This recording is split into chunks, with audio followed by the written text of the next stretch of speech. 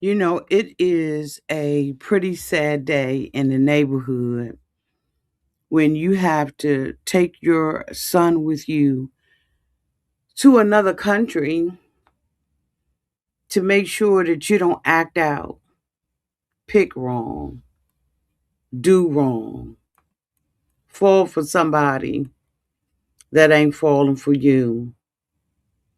Kim really had to take Jamal all the way with her to London.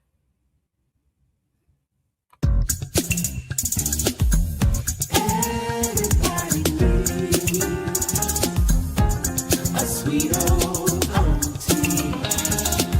Thank you, subscribers, to my nieces and nephews, and all of y'all who have been here through the long haul. Shall we get into it? Oh, yes, we shall. It's time for auntie advice. Sweet old. It's time for auntie advice. Oh, yeah. It's time for auntie advice.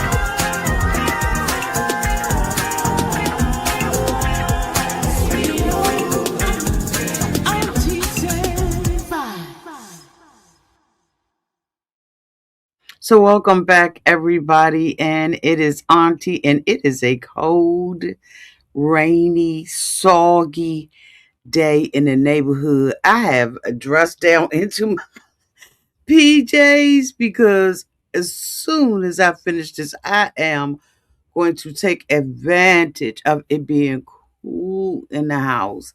And I'm gonna be knocked out for the rest of the night. Hi, everybody. This is Auntie, and if this is your first time being here, please like, comment, and subscribe to the channel. And to all of my new subscribers, thank you all so much for hitting that subscribe button and joining this family. Thank you so much to all of my nieces, nephews, and my members who have been here with me for the long haul. Let's get into the art of the slow fade.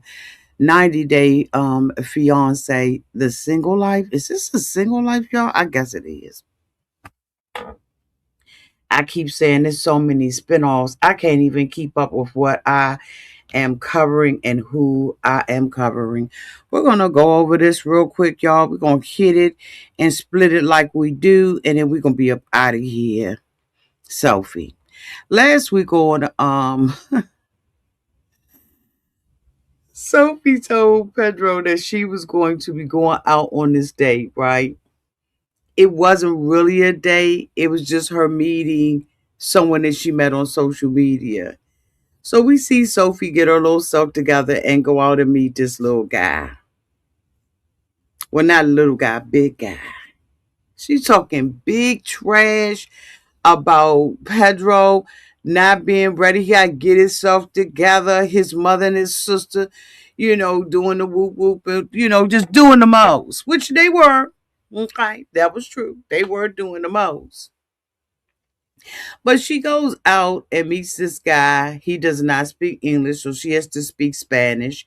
So that is very uncomfortable for her because she doesn't know a lot of it. She knows enough to communicate on a basic level, but she does not know enough to communicate all of her complaints and all the things that she thinks that she wants. You know how pretty she is and all of that. So her and the guy, they decided they're going to have a little drink and everything, and she likes his body. She's attracted to his body and he's attracted to her. He thinks that she looks good. Child, come to find out, she just met him a couple of days ago, child, online, and decided that since she's in the DR and it was meant for her to be in the DR, not to be with Pedro, right? It's meant for her to be in the DR to be with other people. And I'm just like, girl, if you don't.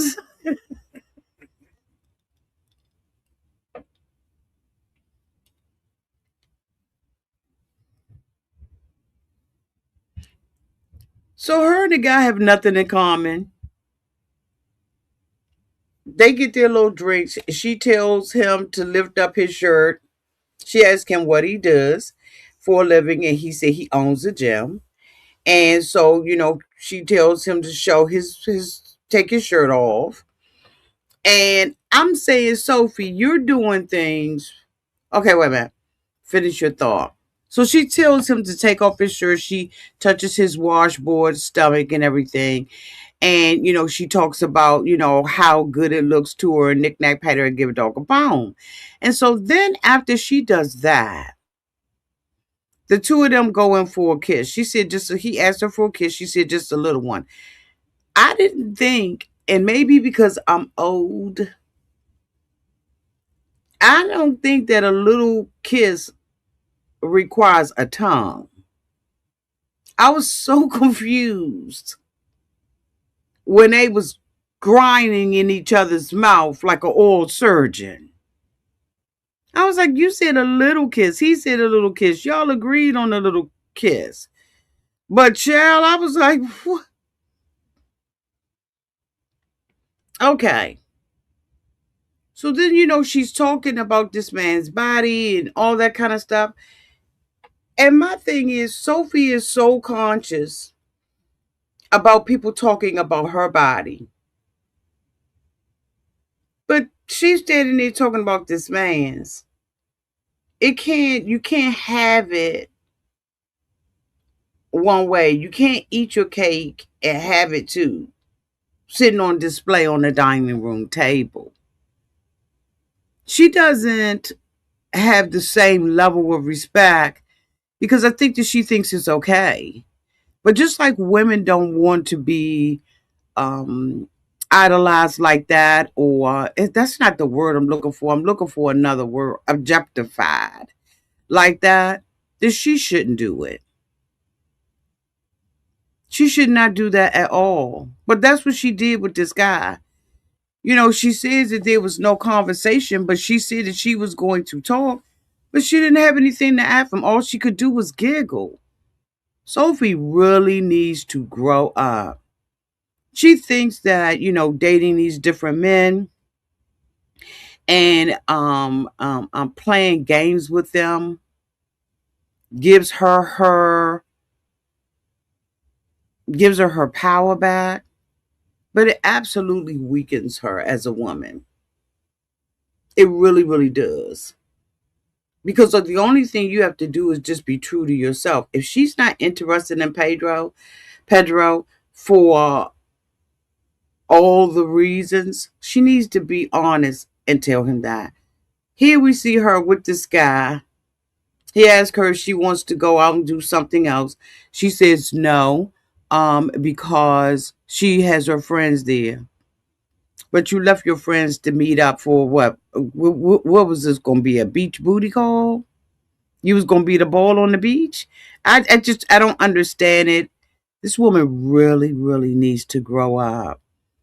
But I think that 90 Day Fiance or the 90 Day or TLC or Sharp Entertainment, whoever, they like them like this. Yeah, they like them like this. Talking about liking them like this, Kim's storyline is light years apart from each other. Last week we talking about the adopted daughter, or the daughter she gave up for adoption, Miss R. And this week we're in England with Jamal. And she says she has to take Jamal with her so that she doesn't make the same mistake that she did when she went to see Usman in Nigeria.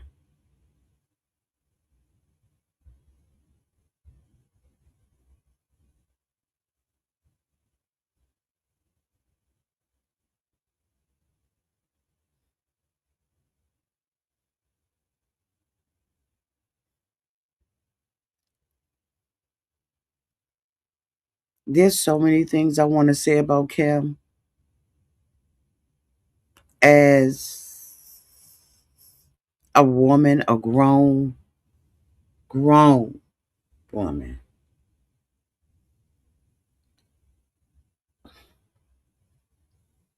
Kim has said that this is it's time for her to live for herself. But that's what Kim been doing the whole time. That's why she just found two adopted kids. She had her mom and her sister, right, to help her take care of Jamal. She felt like she described in last week's episode that she gave them up for adoption, and she did not do that with Jamal because she had came into her womanhood and she was getting out of the military and things were adjusting and changing. Kim has never lived for her kids, in my opinion. And she ain't living for her kids with Jamal. She's just bringing Jamal back and forth like a little cosmetic case.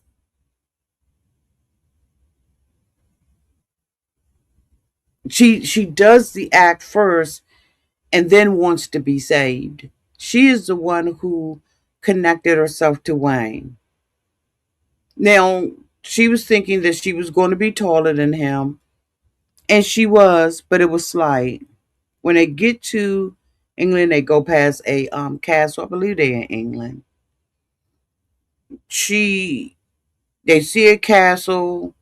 He's excited to be there for his mother. Try to keep her in check so she don't get married and write his inheritance away. So they get to the hotel, they check in. She says it's very pretty. I'm sure they jet lagged. And Wayne sends her some flowers and he sends Jamal a beret. And I thought that was a very nice, mature gesture. She goes up to the room and she calls him to thank him for it. And, they're going to be meeting the next day at 10 o'clock. And so she has the opportunity, that morning. Of course, the two of them get together. She meets him, and he said, "You, you."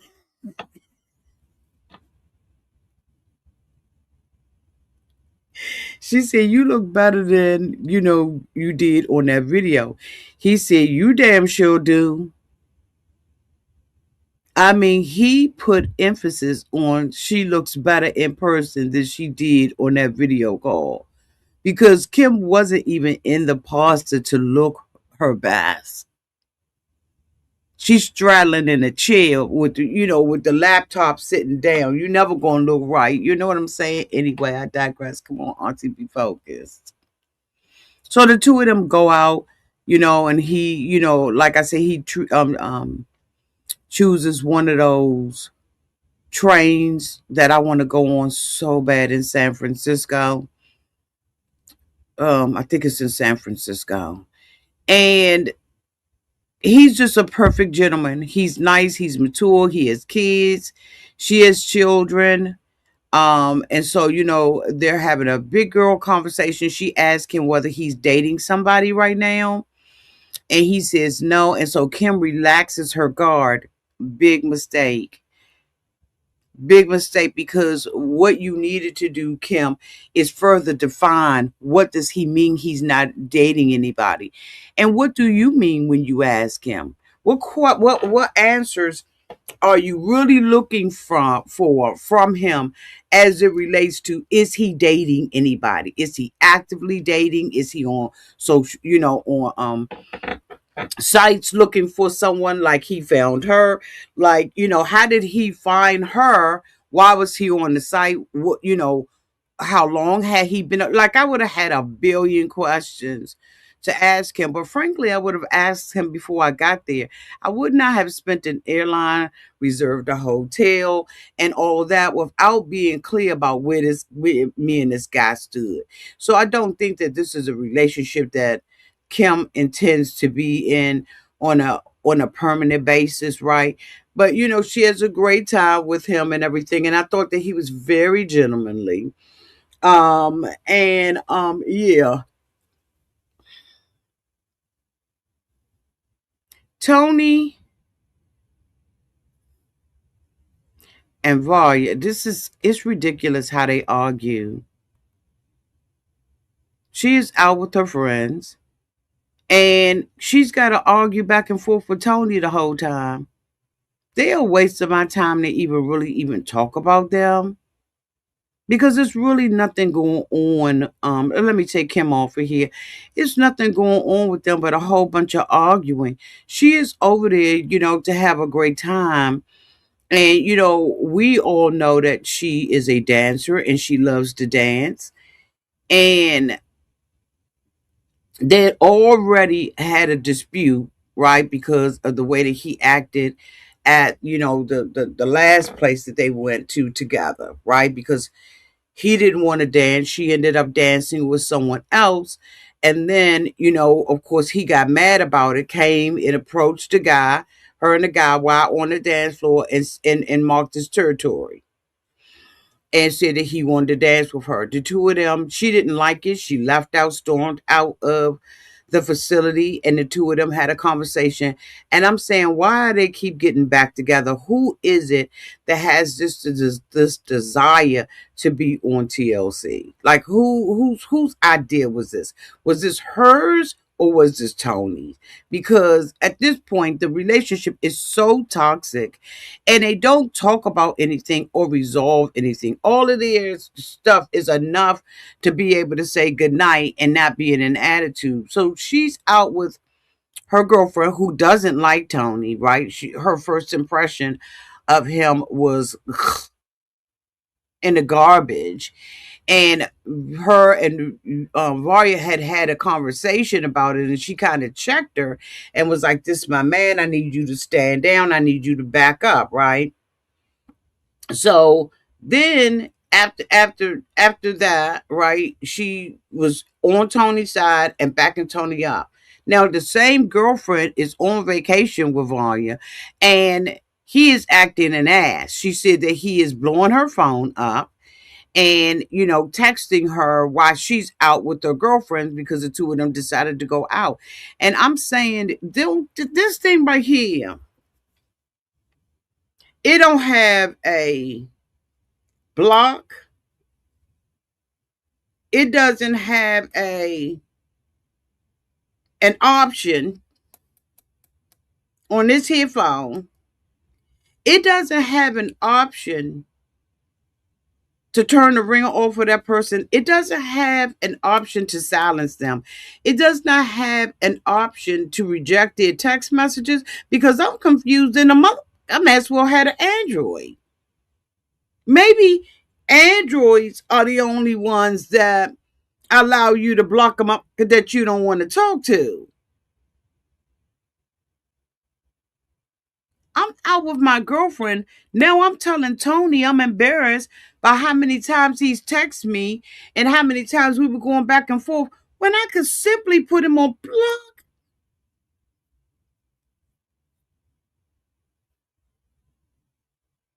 It ain't gonna hurt nobody with a little block. It ain't gonna hurt nobody with a little block. Don't block me. And I won't block you. Block that mother. Then you don't have to worry about him saying. And then you call him. Y'all not on the same page. He thinks you're a whore. Is it just me? Is it just me that listens to Tony and thinks that Tony thinks she's a whore? That she's a loose woman?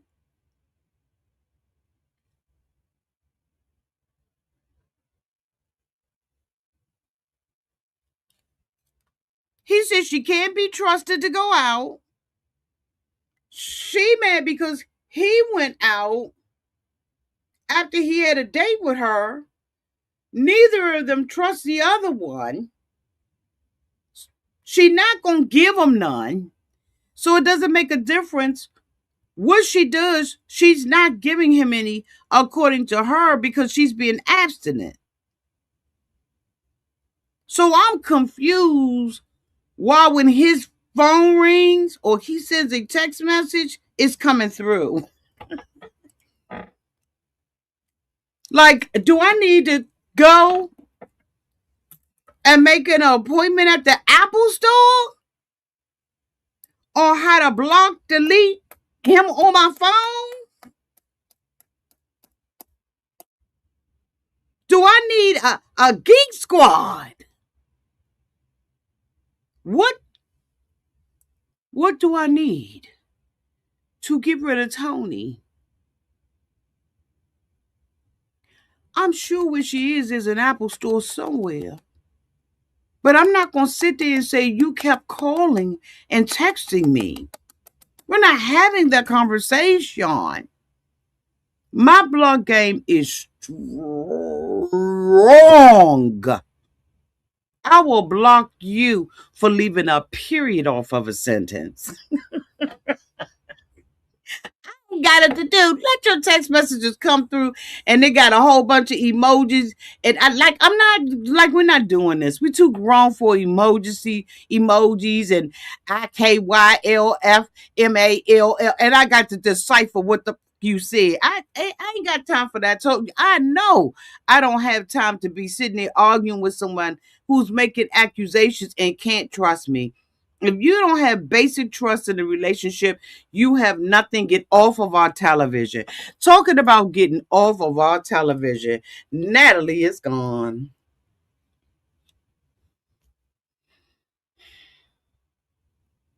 Y'all just don't know how happy I am that Gino did what he did. For those of y'all who don't look at the show and y'all just waiting on me to tell y'all, let me tell y'all what happened. Look, but I ain't want to gossip, so you ain't heard it from me, okay? So last week, Natalie was supposed to be meeting up with the daughter, and the daughter was supposed to be meeting up with Gino. Moving close, y'all.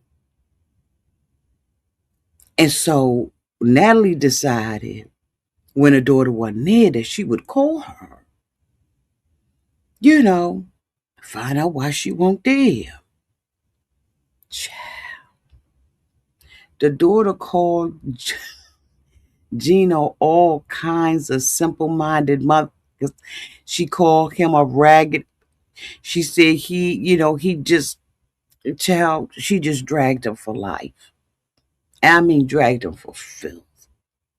So Natalie, who has already made the daughter go through a whole bunch of reckless boyfriends in the past, said with this man right here, she called him a troll. She said, I ain't doing it with this mofo, and I'm not doing it with TLC. I ain't doing it with none of it. He's a motherfucking troll. She said, I can't tell you what to do, but I can tell you what I'm going to do. I ain't going to win. I ain't got it to do. No way, no how. I don't want to meet that month. So you go ahead and do what you got to do. So Natalie is sitting there, right?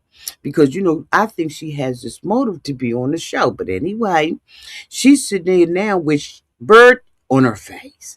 And so now she has to go and get her bags and go over to the daughter's house, right? Because she knows she done stop, okay? And so Gino is like stuck between the rock and a hard place. So that when he has a conversation with Natalie, right, the next time they have a conversation, she said that her daughter come first. If the daughter don't like Gino, she can't do it. So Gino, for the first time in his life, and I mean the first time in his life, made me proud. Gino finally sat back and thought about something. Yes, he did. Gino was like, the way that she carried that, first of all, he felt like the daughter disrespected him. He felt like she trolled him, she disrespected him, she dragged his name through the street and through the mud. I disagree with Gino on that because the daughter didn't say that to Gino. When the mother put her on the speakerphone, The mother disrespected Gino. She didn't know what her daughter was going to say.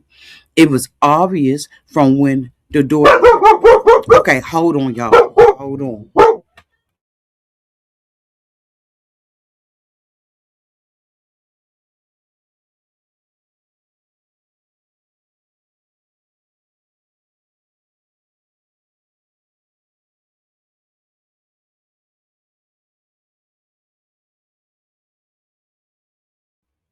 If you live, I'm live. My daughter just came home. Y'all hear the dogs? They're going off. Okay, so anyway, y'all, let me tell y'all. Okay, I'm back. So the daughter didn't disrespect Gino.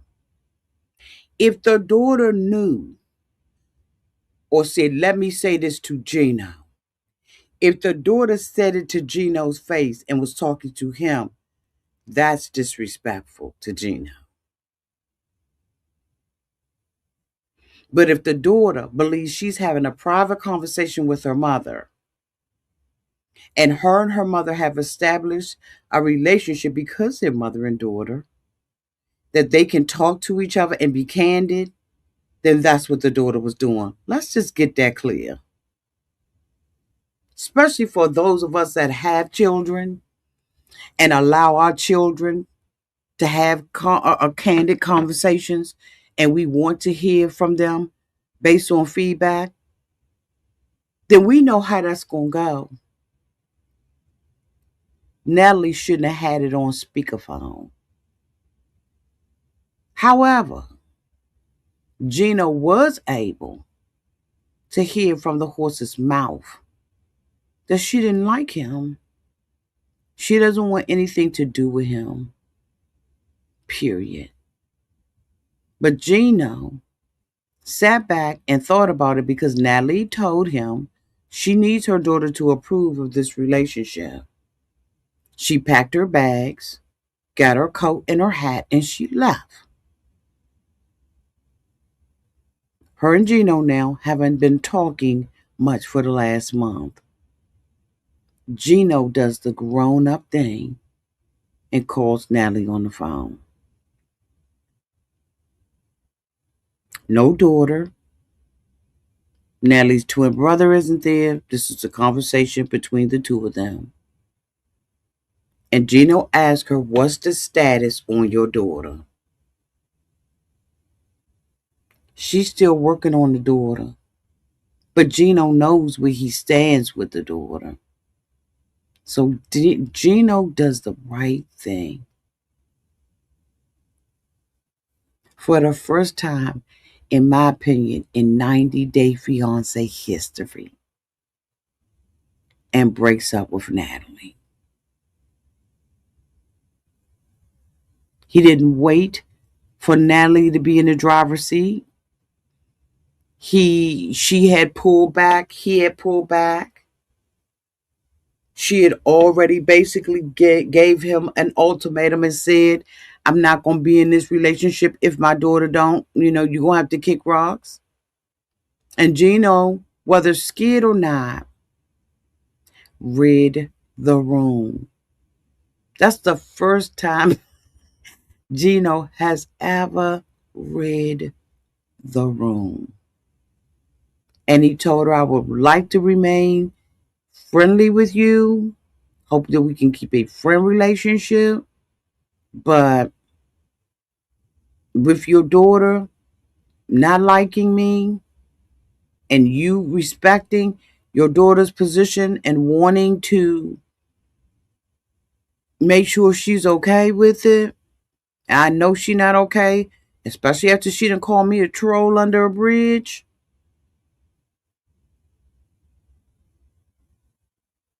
I think that we need to stop this relationship and just be friends. Natalie said, wait a minute, what? You're trying to end it? Gino said, yeah, I think that that's what we need to do. I think that that's the best thing. Thank you. It's about time, Gino, that you stood up like a grown man.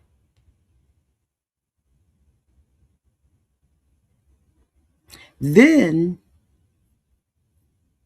When Natalie hangs up the phone for not being woman enough to do what she needed to do, or was trying to prolong her time on TLC, Natalie says I was too good for him basically anyway. I stepped down off my high horse. I lowered my standard for Gino. He was never equal to me. I had to, in order to date Gino, I had to look down, not up. I said, well, I be goddamn. So you knew. So, Nellie, what was your motive for dating Gino? For stepping down? I already knew Natalie had a problem, but Natalie confirmed that she had a problem when she said her daughter has never seen her in a healthy relationship. And here, if the daughter had not have said what she said to the mother and Gino heard it, she would have took her daughter right back down another path of a toxic, dysfunctional ass relationship with Gino. Because Gino's dysfunctional. Now he rose to the occasion this time and did the right thing. But I think Gino did it because he was embarrassed. And I think that embarrassment, because that was gutter embarrassment, made Gino say, I don't want to be in this position ever again. Now, he's hoping that he is going to be able to continue um, a relationship with Natalie. But I don't know about y'all. Let me know down in the comment section. She's not going to keep a friendship with Gino. Here's what I am thinking. She's going to either do one or two things, in my opinion. She's going to fake like Bella came around. Because remember when Gino had first started the conversation off with her regarding her daughter, what did she say? I thought that he should have gave him more time. That girl didn't need any more time. She was very direct about what she had to say. She was very intentional. It was very clear about what she thought about Gino. So she didn't need no time. She didn't even need an hour or a year to think about it. She was very fucking clear. She was very clear. So Natalie's intention and motives for being there were wrong. Period. Point blank. Pooh.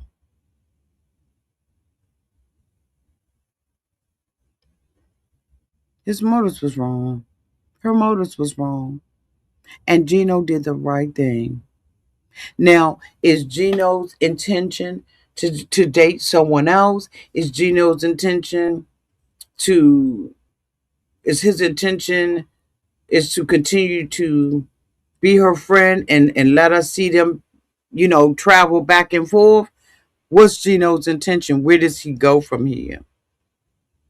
They've already made love to one another or accordingly. But what's the intention here?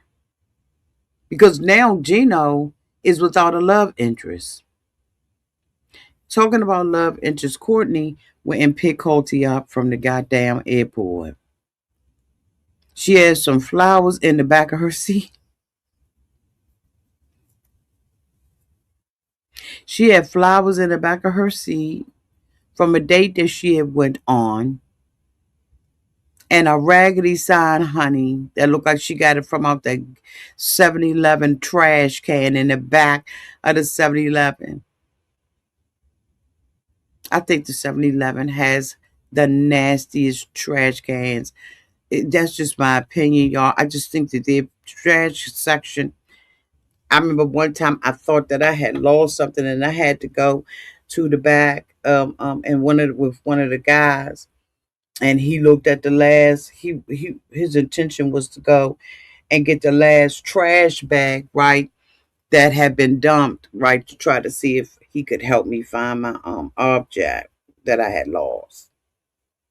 It was so nasty. It was just so nasty. I was like, I just couldn't work here, couldn't do it. Courtney picks up Colty. Colty's been with this girl. What's her name, y'all? Diana? Whatever her name is. Colty went out there with the girl. The girl didn't want Colty. She rejected him. So now he's playing little love games with Courtney, telling Courtney that he loves her. Courtney wanted to know whether or not he made love to the girl. He said that he did. And Courtney was like, I'm glad that you can get it up for her because you sure couldn't get it up for me. But my whole thing is when you ask these questions, you're setting yourself up to be hurt. I wouldn't care what he did. If I'm not interested in Colty anymore, I'm not going to ask Colty about how his trip was, what he did, or anything like that. But Courtney is dating an older man, but she's entertaining this man. He looked like he had dyed his hair and everything. He did look better. That was the first time I've ever seen him like really look good. I thought that new hair color really did look good on him. I don't know if Diana is a beautician or what she does, but honey, he did look a little better. But he just a piece of on a stick. He doesn't deserve love from anybody. Well, no, I can't say that because everybody deserves love. But she sits there at the table. She's still emotional about it. She's still feeling some kind of way. But she knows that, sh- she knows that. I think Courtney. Okay, so let me say this. Just from my opinion, y'all let me know y'all's downtown in the chat because I really want to know what y'all think. I think that she knew she made a mistake with him. She got stuck with him, hoodwinked and bamboozled because he fell and he played into the guilt, right? Played on her conscience and made her feel guilty or responsible for what happened to him when he slipped on what was it, the last resort or whatever they were on. And I think that Courtney is more embarrassed that this did not work out with Colty. Because when she gets back around the other cast, we're going to see the sheer embarrassment that Courtney went through by being treated poorly by a man everybody told her and warned her about.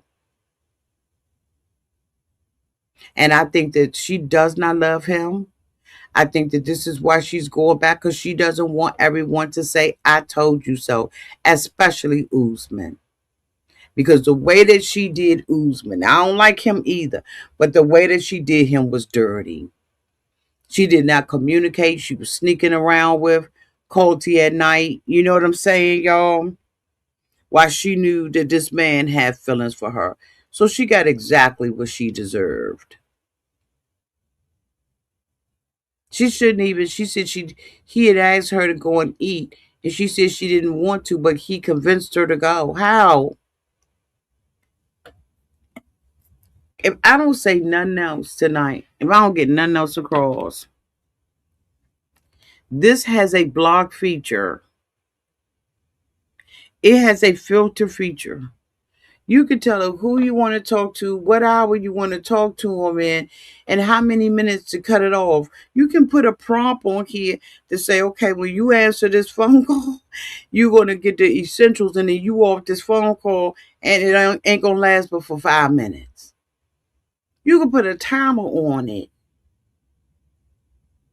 You don't have to take people's phone calls and text messages and show up and do.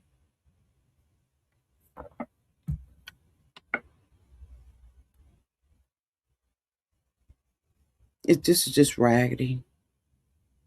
Anyway, That is the end of my review, y'all. Thank y'all so much for being here. I appreciate y'all that y'all show up every time that I do. And that means that you are subscribed to me. So I really do appreciate it, y'all. I love y'all so very, very much. Y'all let me know what y'all thought about 90 Day Single Life, Season 5, Episode 12, The Art of the Slow Fade. Bye, y'all.